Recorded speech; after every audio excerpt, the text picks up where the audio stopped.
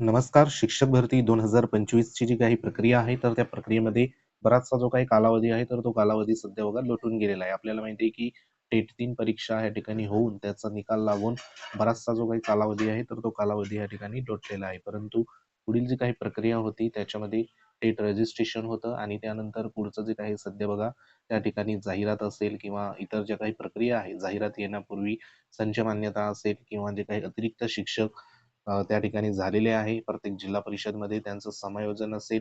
त्यानंतर उर्वरित जे काही रिक्त राहिलेली पदं असेल, त्या पदांची आणि जी काही सध्या पुढील प्रक्रिया जाहिराती असेल, इत्यादी ज्या प्रक्रिया आहेत, तर त्या प्रक्रिया सध्या आपल्याला या ठिकाणी उशीर होताना पाहायला मिळत आहे. तर सध्या ह्या ठिकाणी आजच्या ह्या महत्त्वाच्या व्हिडिओच्या माध्यमातून जी काही शिक्षक भरती 2025 आहे, त्याच्यामध्ये संधी आहे, तर ती नेमकी कोणत्या प्रवर्गाला या ठिकाणी जास्त प्रमाणात एखाद्या जिल्हा परिषदमध्ये मिळू शकते. ह्याच्यामध्ये सध्या कोणत्या प्रवर्गाच्या वेकेन्सी सर्वात जास्त या ठिकाणी रिक्त आहे, तर आपण या ठिकाणी 1-2 जिल्ह्यांची जी काही रिक्त पदांची संख्या आहे, ती देखील बघणार आहोत. तसंच आपल्याला माहिती आहे, की पवित्र पोर्टलवर तुम्ही नोंदणी ह्या ठिकाणी केलेली आहे. म्हणजे जे काही सेल्फ सर्टिफाईड सध्या बघा तुम्ही केलेलं आहे. त्यानंतर पुढील जी काही प्रक्रिया असणार आहे, तर ती प्रक्रिया नेमकी काय असणार आहे, त्या संदर्भात जी काही महत्त्वाची लेटेस्ट अपडेट असेल, तर ती ह्या ठिकाणी आपण ह्या व्हिडिओच्या माध्यमातून जाणून घेणार आहोत. तत्पूर्वी तुम्ही जर आपल्या चॅनलवर नवीन असाल, तर चॅनलला आवर्जून सबस्क्राईब करून घ्या. बाजूला बेल आयकॉन आहे, त्याला देखील प्रेस करा. तर मित्रांनो, ह्या ठिकाणी महत्त्वाचं म्हणजे शिक्षक भरतीशी निगडीत असलेली जी काही माहिती आहे, तर ती माहिती सध्या आपण ॲनालिसिस करून तुमच्यापर्यंत पोहोचवत असतो.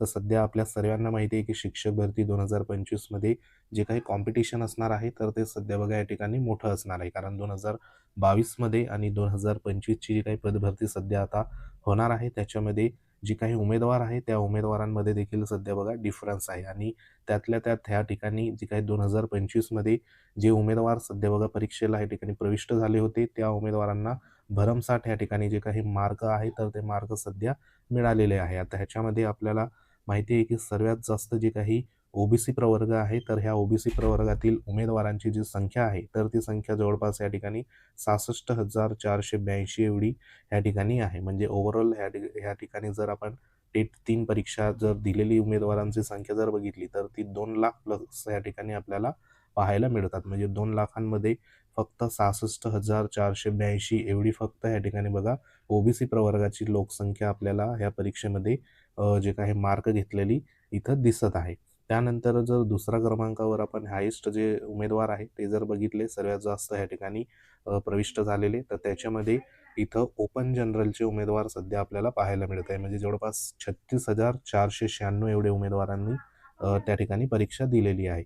आता ह्याच्यामध्ये जर रँकिंगप्रमाणे आपण इथे सर्वात कमी जर आकडेवारी जर बघितली, तर सर्वात कमी म्हणजे ह्या ठिकाणी एस-बी-सी उमेदवार जे आहे, तर ते 3,085 फक्त उमेदवार प्रविष्ट झाले होते. आता ह्याच्यामध्ये नेमके किती मार्कावरती किती उमेदवार आहेत, ते देखील आपण ह्या ठिकाणी प्रत्येकाचं ॲनालिसिस इथं केलेलं तुम्हाला पाहायला मिळतंय. आता ह्या ठिकाणी प्रत्येकाचं जे काही रँकिंग आहे, तर ती रँकिंग सध्या बघा तुम्हाला माहिती असेल. ज्याची रँकिंग ह्या ठिकाणी मध्यम स्कोर असेल किंवा कमी स्कोर असेल किंवा हायेस्ट स्कोर असेल, त्याच्यानुसार तुमच्या प्रवर्गामध्ये नेमकी किती उमेदवार आहे, ते तुम्हाला ह्याच्यावरनं कळणार आहे.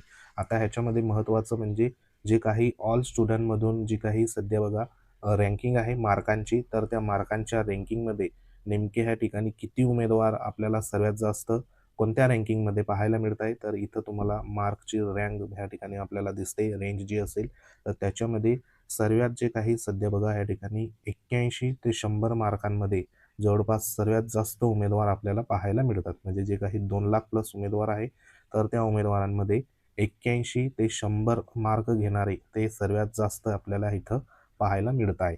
त्यानंतर त्याच्या खालोखाल जर आपण विचार केला, तर 101 ते 120 मार्क घेणारे जे उमेदवार आहे, जवळपास इथं तुम्ही बघू शकतात 50,000 पेक्षा जास्त उमेदवार ऑल कॅटेगरीचे आपल्याला इथं 2,00,000मध्ये पाहायला मिळते. त्यानंतर 121 ते 140 मार्क घेणारे जे काही उमेदवार आहे ऑल कॅटेगरीमध्ये, ते जवळपास इथं आपल्याला 17 ते 18,000 पर्यंत उमेदवार पाहायला मिळत आहे. म्हणजे इथे तुम्ही बघू शकतात 20,000ची ही लाईन आहे आणि त्याच्यापेक्षा खाली म्हणजे एकदम ह्या ठिकाणी जवळपास 18-19,000 जे काही उमेदवार आहे ऑल प्रवर्गातले, त्यांचे मार्क किती आहे, तर ते 121 ते 140 दरम्यान इथं पाहायला मिळत आहे. त्यानंतर पुढे जर आपण इथं रँक बघितली 141 ते 160 दरम्यान किती उमेदवार आहे, तर इथं कमी उमेदवार सध्या बघा आपल्याला पाहायला मिळत आहे. जवळपास म्हणजे 3 ते 4,000 उमेदवार जे असेल तर ते 141 ते 160 दरम्यान पाहायला मिळत आहे. आणि त्यानंतर हायेस्ट असलेले जे काही उमेदवार आहे, ज्याला आपण 161 ते 180 दरम्यानचे जे काही उमेदवार आहे, तर ते एकदम म्हणजे ह्या ठिकाणी कमी उमेदवार आहे. म्हणजे जे काही निवडीची संधी असेल, हा हायेस्ट असलेला उमेदवार तर 100% निवडला होत जाणार. त्यानंतर 141 ते 160 मधले जे काही उमेदवार सध्या बघा पात्रताधारक असेल, म्हणजे जे काही टी-ई-टी, सी-टेट असेल किंवा मग त्यांचा टी-ई-टी, सी-टेट नसेल, परंतु त्यांचा विषय जो आहे, त्या विषयाची वेकेन्सी आलेली असेल, तर ते हे जे काही कमी सध्या बघा उमेदवार असल्यामुळे त्या ठिकाणी त्यांची हायेस्ट जे काही मार्क असल्यामुळे त्यांची निवड इथं होऊ शकते. आता ह्याच्यामध्ये सर्वात महत्त्वाचं जे काही सर्वसाधारण स्कोर असलेले जे काही उमेदवार आहे, तर तो म्हणजे ह्या ठिकाणी हे जे काही 2 रँकिंग आहे, म्हणजे 100 या ठिकाणी 1 ते 120 आणि 121 ते 140 दरम्यानचे हे उमेदवार जे आहे, तर हे सर्वसाधारणमध्ये आपण ह्या ठिकाणी मोजू शकतो. कारण जी काही मेरिट असेल किंवा जो काही सध्या बघा कट ऑफ असेल, तर तो ह्या रेंजमध्ये ह्या ठिकाणी कुठेतरी येऊ शकतो. आता ह्याच्यामध्ये पण जे उमेदवार टी-ई-टी, सी-टेट क्वालिफाय असेल, तर अशा उमेदवारांना सर्वात जास्त संधी इथं बघा मिळू शकते ह्या रेंजमध्ये. आणि त्यातल्या त्यात त्या ठिकाणी ज्या उमेदवारांची ह्या ठिकाणी विषय वाईज जर वेकेन्सी त्यांच्या प्रवर्गामध्ये जास्त आली, तर त्यांना ह्या ठिकाणी संधी कुठेतरी मिळू शकते. काही उमेदवारांना जास्त मार्क असून देखील त्यांची जर वेकेन्सी त्या प्रवर्गामध्ये आली नाही, तर त्यांना संधी इथं कुठेतरी बघा मिळू शकत नाही. त्यानुसार बघा इथं पुढे जे काही सध्या टोटल स्टुडंट जे आहे कॅटेगरी वाईज, त्याच्यामध्ये तुम्हाला सांगितलं ओबीसीचं सर्वात जास्त आपल्याला पाहायला मिळतात. 2 नंबर या ठिकाणी ओपनचे आहे, 3 नंबर एस-सी, 4 नंबर एस-टीचे उमेदवार पाहायला मिळतात.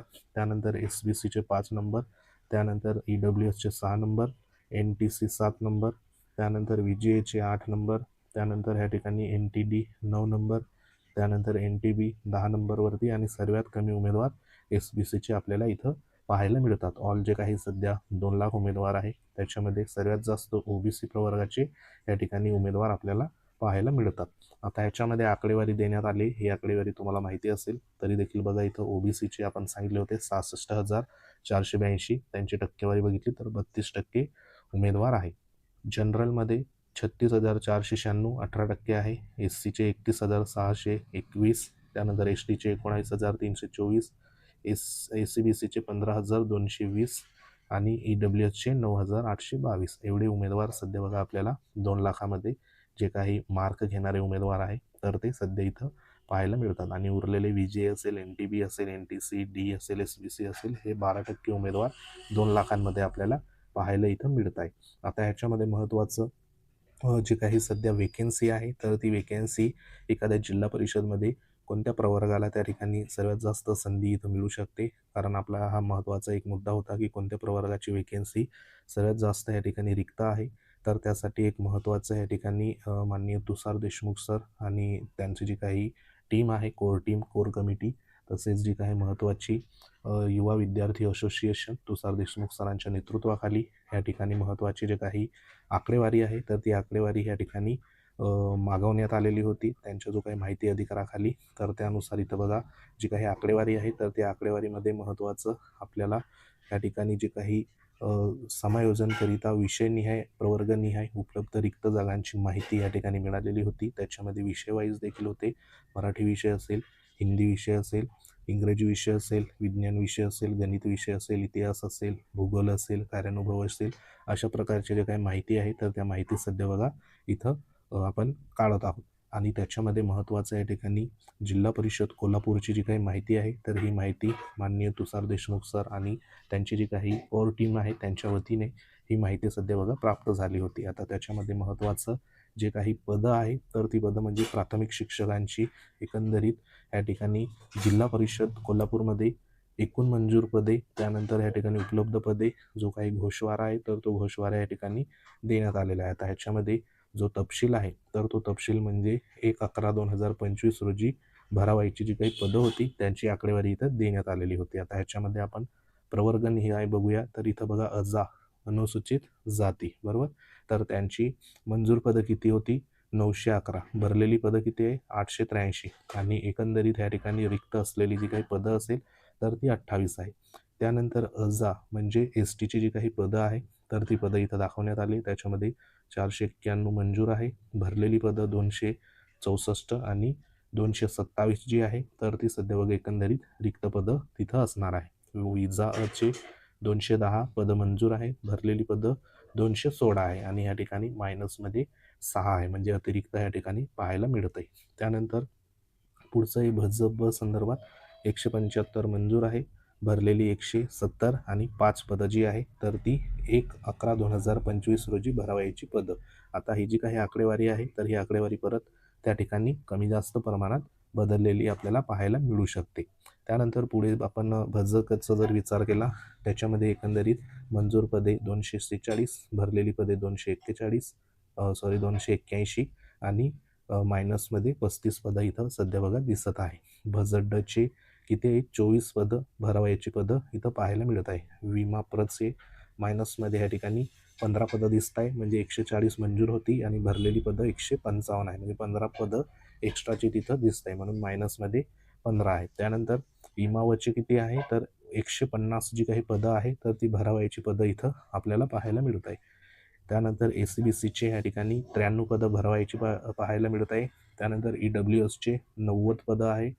राखीवचे म्हणजे ओपनचे 47, असे एकूण 608 जी काही पदं आहे तर ही पदं सध्या बघा एकंदरीत रिक्त असलेली पदं पाहायला मिळत आहे. आता ह्याच्यामध्ये काही प्रवर्गांचे जे काही मायनसमध्ये सध्या बघा इथं दाखवण्यात आलं आहे. त्याच्यामध्ये परत ही जी आकडेवारी आहे तर ही आकडेवारी लेटेस्टमध्ये त्या ठिकाणी बदलू शकते, कारण ही आकडेवारी जी आहे तर ही कधीची आहे तर 1/11/2025ची आकडेवारी आहे. म्हणजे ह्या ठिकाणी परत आपल्याला 2 ते 3-4 महिन्यांचा जो काही कालावधी आहे तर तो कालावधी सध्या मिळाला आहे. त्यानंतर नवीन जी काही संच मान्यतेनुसार परत आकडेवारीमध्ये या ठिकाणी बदल हा होऊ शकतो. आता ह्याच्यामध्ये जर विचार केला तर एक प्रकारे इथं एस टी प्रवर्गाची सगळ्यात जास्त संख्या आपल्याला दिसते 227. त्यानंतर जवळपास एस सीची 28 दिसते. त्यानंतर पुढे बघितलं तर इमावतची 150 संख्या दिसते, म्हणजे बऱ्यापैकी वेकेन्सी इथं दिसते. त्यानंतर ACBCची देखील बघा इथं 93 दिसते. त्यानंतर EWSची 90 दिसते. राखीवची या ठिकाणी 47, म्हणजे इथं भजडचे 24, म्हणजे बऱ्यापैकी वेकेन्सी जी आहे तर ती सध्या तरी पाहायला इथं मिळते. आता ह्याच्यामध्ये पूर्णच्या पूर्ण वेकेन्सीवर जी काही सध्या बघा प्रक्रिया आहे तर ती प्रक्रिया सध्या होणार नाही, कारण ह्याच्यामध्ये अतिरिक्त झालेले शिक्षकांचं समायोजन असेल. त्यानंतर एकंदरीत रिक्त असलेल्या पदांवर जी काही मान्यता मिळालेली आहे त्याच्यानुसार जी काही टक्केवारी येणार त्याच्यानुसार पुढील पदं जी असेल तर ती पाहायला इथं मिळू शकते. तर सध्या अशा पद्धतीने जिल्हा परिषदमध्ये जी काही आकडेवारी आहे तर ती सध्या इथं पाहायला मिळते. तर सध्या ही एक महत्त्वाची माहिती होती. माहिती आवडली असेल तर ह्या ठिकाणी बघा, माहिती आवडली असेल तर व्हिडिओला लाईक करा, शेअर करा. तुम्ही जर आपल्या चॅनलवर नवीन असाल तर चॅनलला आवर्जून सबस्क्राईब करून घ्या. बाजूला बेल आयकॉन आहे त्याला देखील प्रेस करा. तर महत्त्वाची माहिती होती. तर बाकीची टीम जी आहे तर महत्त्वाचे बघा या ठिकाणी काम करत आहे. उपोषण असेल, आंदोलन असेल, तुषार देशमुख सरांच्या नेतृत्वाखाली असेल किंवा संदीप कांबळे सरांच्या नेतृत्वाखाली असेल, तर त्यांना योग्य तो जो सपोर्ट असेल तो सपोर्ट नक्की करा. कारण ह्या जास्तीत जास्त वेकेन्सी जर आल्या तर ह्या ठिकाणी सर्वसाधारण स्कोर असलेल्या उमेदवारांना देखील त्या ठिकाणी संधी जी असेल तर ती अवेलेबल होऊ शकते. तर ही एक महत्त्वाची माहिती होती.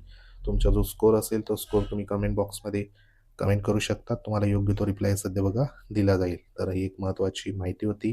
तर अशाच प्रकारच्या माहितीसाठी वेळोवेळी भेट देत राहा. तर भेटू आपण पुढील अपडेटमध्ये. तोपर्यंत जय हिंद, वंदे मातरम.